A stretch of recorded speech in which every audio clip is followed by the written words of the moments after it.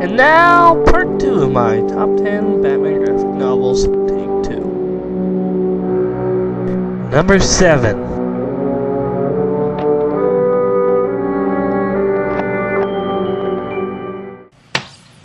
Number 7, Batman R.I.P.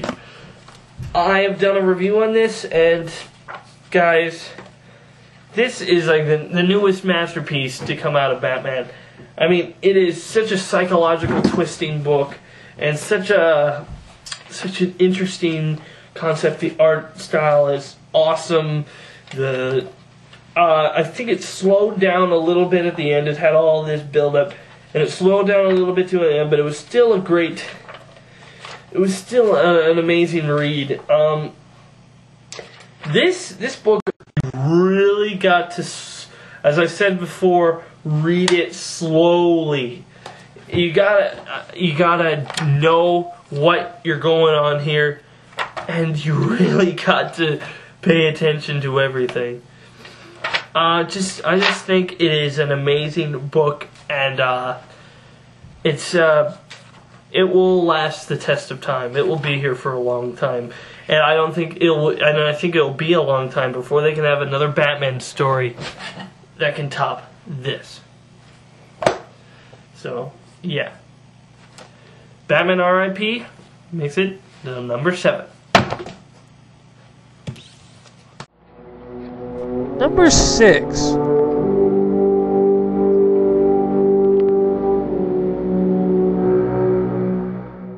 Batman, Heart of Hush. Heart of Hush. Now, this, honestly, I put it ahead of Batman R.I.P., even though, mostly for this reason.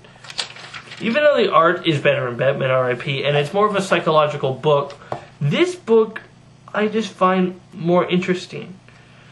I find the concept of Hush, how he's handled, I just find that more, let me just say, I really love how Hush is handled here and how you can see things from his point of view. I like how Joker was in Batman R.I.P., but you don't get to see things from his point of view. Well, you do in one quick shot, but it's really gross and disgusting. But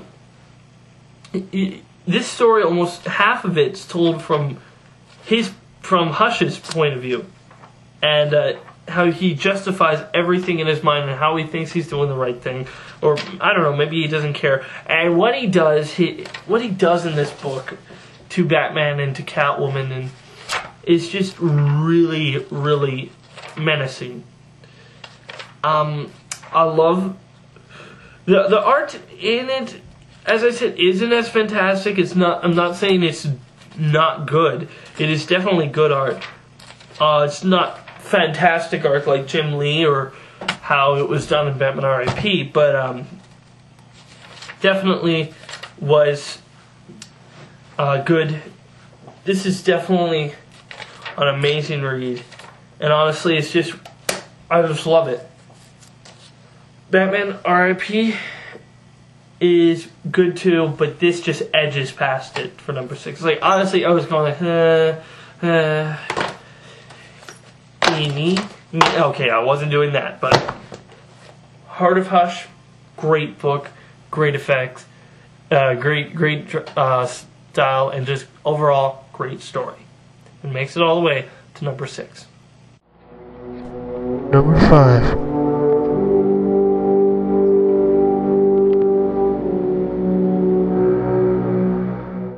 Okay, I know some people were they were a little confused of my top 5, how they thought some of them shouldn't have been on there, and some of them that were farther back should have been more forward.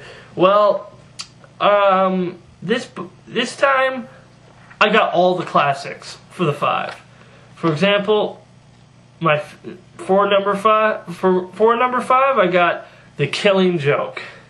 Yep. The Killing Joke. I've recently done a review on it, and I don't know if there's anything much more I need to say. This is just an amazing psychological book that a great look at the Joker and a great look at Batman looking at the Joker in a little way. But I just think that The Killing Joke is one of the best Batman stories ever told. It's short, it's quaint, but it's overall menacing, horrifying. Like my brother read it for the first time, and he couldn't put it down. He's just like, holy, what did he do?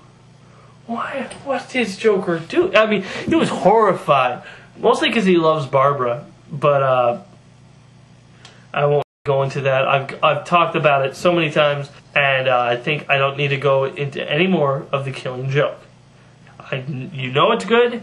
I know it's good. It goes to number 5. Number 4.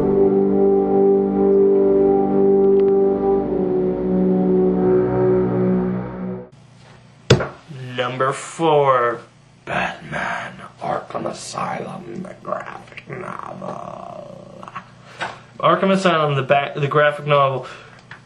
This is another one of those books you have to read slowly, because it is another psychological book. And the art style, it's not like a normal Batman book. A normal Batman book, it shows people, it shows everything in perspective. This one is more of an artsy book where you have to look in between and find certain things. I'm not saying it's all like that, but this is, as I say, a psychological book. It can really mess with your mind after a while. That's why I think you should not read it you should not read it like twice in a row. No, you'll go insane. You'll go hopelessly insane. Okay, I gotta stop doing that. But, Batman Arkham Asylum, I mean, it is written by Grant Morrison, who also wrote Batman R.I.P. Alan Moore wrote The Killing Joke, and Paul Dini wrote Batman Heart of Hush. I should just say that. Yeah, I mean, just like, this has an amazing look at the Joker, Two-Face, and Batman in particular. And mostly a look at Arkham. I can't wait to see Arkham Reborn when it comes out in trade form.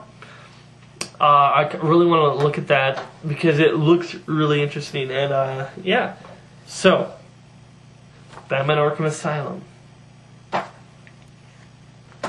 gets number 4. Number 3.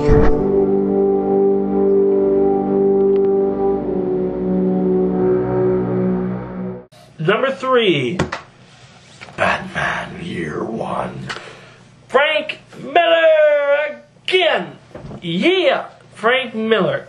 Oh yeah, Batman Year One. All right, this is what was based on. This is what Batman Begins was based off of. I mean, this book written by Frank Miller is just awesome.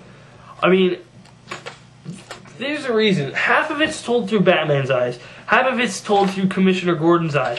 And you can get to see how they kind of need each other in this. How Batman can't fight crime without some of the cops on his side. And the Commissioner can't stop crime without Batman on his side. And it shows how they need each other, even though when they start, Commissioner Gordon's hunting for Batman. And I love how Batman is in this, and what the heck, I'll go through it once again. There's my favorite part in this is where Batman, there's all these mobsters and the corrupt commissioner at this banquet, and they're all having dinner and laughing about the Batman. Oh, don't worry about him. He's just he'll take down a few of our people, but no one's asking questions anymore. It's no problem. Then Batman throws in a gas grenade, blows up half the wall, turns off the light, and goes, "Ladies and gentlemen, you have eaten well. You've eaten Gotham's wealth, its spirit. Your feast is nearly over. From this moment on, none of you are safe. No excuses, Gordon. This vigilante goes under instantly, or it's your job." Yes, sir. I just love that scene. I mean, I just love Batman Year One. I just think it is an amazing book, a great read, and this is one of the must-buys of a Batman fan. and comic book fan. My top 5 are all comic book fans' must-haves.